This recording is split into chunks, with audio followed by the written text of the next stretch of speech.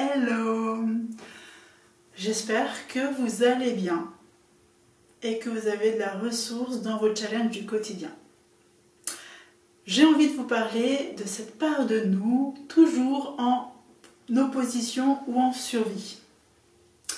Vous savez, cette partie qui se protège de quoi qu'il lui arrive dans la vie. Est-ce que vous savez d'où ça vient? Oui, non, bon. Vous me répondrez en commentaire, d'accord? Nous sommes des générations de personnes qui venons d'un chemin de survie. Notre cerveau, il est conditionné, notre cerveau archaïque. Son besoin, c'est de nous maintenir en survie. Et nous avons les mémoires inconscientes, familiales, sociétales, que nous sommes en danger de vie. Et jusqu'à très peu de temps, et encore il y a des pays qui le sont, nous avons vraiment vécu un manque dans la matière. On vivait dans les grottes, ensuite on a commencé à construire des cabanes, et ainsi de suite. Donc notre corps physique a vraiment vécu l'insécurité. Mais aujourd'hui, c'est plus le cas. Aujourd'hui, nous sommes une société qui n'a plus de manque, qui est dans la surabondance. Des magasins remplis de choses qu'on jette, alors qu'il y a des gens qui crèvent de faim. Donc ça, c'est nous qui le créons maintenant. C'est pas le manque, c'est nous qui le créons. L'abondance d'accès à la nourriture, l'abondance d'accès à l'eau. Je parle des pays développés, on est d'accord. Je parle à des gens qui regardent des vidéos, je parle dans des pays plutôt développés. Pas tous. Mais c'est pour ça, quand même, que mon sujet est sur des personnes dans des pays développés. Et notre cerveau le sait maintenant. Il voit bien qu'on a de l'abondance. C'est pour ça qu'on est en train de remettre en question quand même cette abondance. Et heureusement, comment la distribuer? Parce qu'en fait, l'abondance existe toujours, il n'y a pas de limite. Mais comment la redistribuer? Mais notre cerveau, lui, archaïque, il ne s'est pas encore adapté. Puisqu'on a l'impression d'avoir jamais assez, et se dit on a vraiment des manques. Et il continue donc d'être dans la protection, l'opposition. Je vois des gens qui ne savent même pas recevoir de l'amour. Ils sont tellement habitués à se protéger qu'ils ne savent pas recevoir de l'amour. Et si vous décidiez de ne plus vous opposer, mais de faire avec? Oui, je sais. C'est un peu compliqué cette histoire. Mais comment je fais pour pas m'opposer? Déjà, écoutez ce que vous ressentez. Regardez les endroits où il y a des crispations dans votre corps. Lui, il sait très bien transformer cette posture. Regardez quand vous êtes vraiment sur vie, utilisez votre cerveau, votre observation, la logique, le rationnel. Il faut savoir l'utiliser aussi. Le pragmatique. Observation, pragmatique. Je ne porte pas de jugement, j'observe. J'ai un toit, j'ai de quoi manger. Ok. Bon, j'ai pas beaucoup de sous sur les comptes, mais pour l'instant, j'ai. Ici et maintenant. Instant présent. J'ai. Soyez ouvert à ce que vous voyez et donnez les justes informations à votre corps et à votre cerveau. Quand lui dit oh, j'ai peur, j'ai peur, j'ai peur. Attends, j'entends que tu as peur. C'est ok, tu as peur. Mais regardons s'il y a un vrai danger. Oui, je sais pas, si j'ai pas de sous sur le compte, j'ai la banquière qui va m'appeler. Bon, ça va attendre, parce que s'il faut que je me justifie de tout ce que je fais, il faut que je sois à l'aise avec mon image de moi. Ça va chambouler plein de choses dans votre vie, de choisir de ne pas vous opposer, mais de coopérer. Et c'est pas d'abord coopérer avec les autres, c'est coopérer avec toutes les parts en vous. C'est coopérer en disant j'ai peur et en même temps, je suis vivante. Je suis vivant. C'est pas un vrai danger. À part vous faire écraser, une voiture qui vous fonce dessus, quelqu'un qui vous crie dessus et qui arrive avec un couteau. Aujourd'hui, des animaux sauvages, c'est que ça qu'on a. Voilà. Ça arrive tous les jours. Ou pas du tout. Moi, j'ai jamais personne qui me crie dessus. Parce que je ne m'oppose pas. J'ai appris à mon corps, justement, j'ai dit à mon cerveau que j'étais pas si en danger. J'ai pris soin de mes peurs, parce que 60 à 80% de nos peurs sont non rationnelles. Voilà. Parce qu'on n'est plus dans un monde où, avec tous les coins de forêt, on va se faire bouffer par un animal, ou qu'on n'a pas d'accès à la nourriture. Comme je vous disais, on va crever de faim, crever parce qu'on n'a pas accès à l'eau. On a nos robinets. Hein. Voilà. Donc, même si on mange des choses de mauvaise qualité et tout, on a de quoi nourrir notre corps et boire. Bon, à long terme, je ne sais pas ce que ça va donner, mais pour l'instant, c'est là le danger de vie, c'est la qualité de ce qu'on ingurgite maintenant, qui est plus très naturel partout.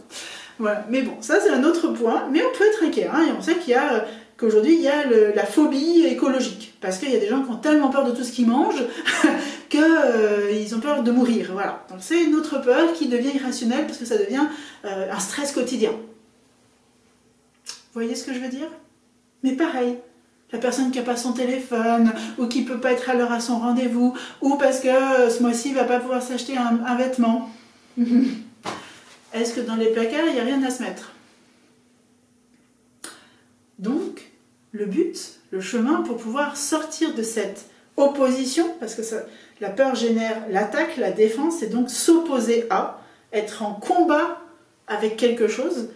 Et il y a des gens qui s'aiment, des couples qui s'aiment et qui sont en combat. Parce que dans la forme, il ne fonctionne pas pareil. Bon, ben, quand on est un couple hétéro, hein, je peux vous dire qu'on n'est pas pareil, puisqu'on est un homme et une femme, on va dire, dans le mode de fonctionnement. Voilà.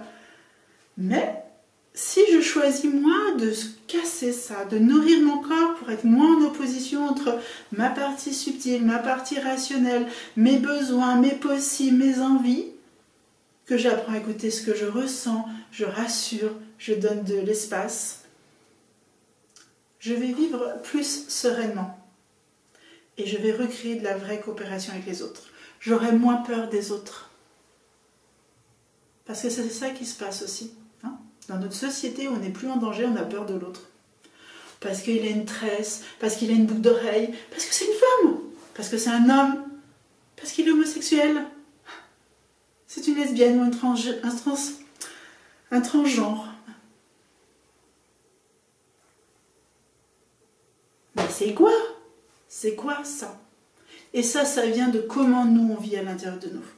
C'est nos biais cognitifs, c'est notre construction de survie qui continue à nous diriger alors qu'on est en pleine vivance, avec une certaine sécurité quand même, de qualité. Mais on continue à vivre comme si on allait crever, qu'on était des êtres qui vivaient dans une grotte ou des animaux. Voilà. Donc moi, ce que je vous invite avec cette vidéo, qui peut être bousculante, qui peut aussi ne pas vous plaire, donc éteignez et passez à une autre chose. Pas grave. Ne cherchez pas à me dire vous n'êtes pas d'accord, je ne cherche pas à vous convaincre. Mais moi, je ne cherche pas à avoir un avis qui n'est pas d'accord, dans le sens, si c'est me dire c'est tout faux ce que tu dis ou c'est n'importe quoi, faites l'expérience alors. Quand vous aurez fait l'expérience de ce que je vous dis, d'écouter vos émotions, de rationaliser, d'observer, hein, donc vous allez pouvoir être aidé par l'écoute active et la communication non violente, qui sont deux outils très intéressants pour faire ce chemin d'introspection et d'écouter vos émotions et vos ressentis. Voilà. Donc l'écoute active, c'est souvent dans une relation à l'autre, mais ça peut être une relation un peu à soi. Je donne de l'espace à tout ce que je pense, tout ce que j'ai à dire. La CNV, c'est qu'est-ce que je ressens face à ce que j'ai à dire ou je pense. Et ensuite, quels seraient mes besoins et quelle action je pourrais mettre en place pour être plus aligné avec mes besoins et mes émotions et apaiser mes émotions. Voilà. Mais pratiquez alors. Pratiquez parce qu'aujourd'hui, c'est essentiel. Je l'ai déjà dit dans des vidéos et je sens qu'il y a quelque chose qui fait que nous avons besoin de ne plus être que dans la théorie. Nous avons eu besoin de théoriser des choses pour mieux comprendre la nature humaine. Et merci mon Dieu, j'adore être à cette époque. J'ai lu des choses tellement intéressantes qui m'ont aidé moi dans ma vie à ne plus subir mes angoisses, à ne plus subir mes émotions, à ne plus subir le regard des autres. Et je suis ravie de l'offrir aux autres. J'y suis. Et en même temps, savoir, ce n'est pas être. Être, c'est pratiquer pour associer à une connaissance ou associer à un désir. Voilà. Un désir de mieux vivre avec les autres, avec moi-même. Un désir de me sentir plus serein, de ne pas avoir toujours ces angoisses et ces émotions qui m'envahissent. C'est ça. Donc, j'ai choisi de ne plus m'opposer avec les parts en moi, mais de les mettre en coopération, de les associer et qu'elles se rallient ensemble pour vivre ensemble. Ce qui fait qu'aujourd'hui, je vis beaucoup mieux avec les autres. Je me sens à l'aise avec les gens différents et non pas je me sens nulle face aux gens différents de moi. Parce que moi, j'ai pas de jugement sur les autres, j'ai eu beaucoup de jugement sur moi. Parce que comme pour moi, la beauté est partout, bah c'était moi qui n'étais pas assez belle, c'était pas les autres. Voilà.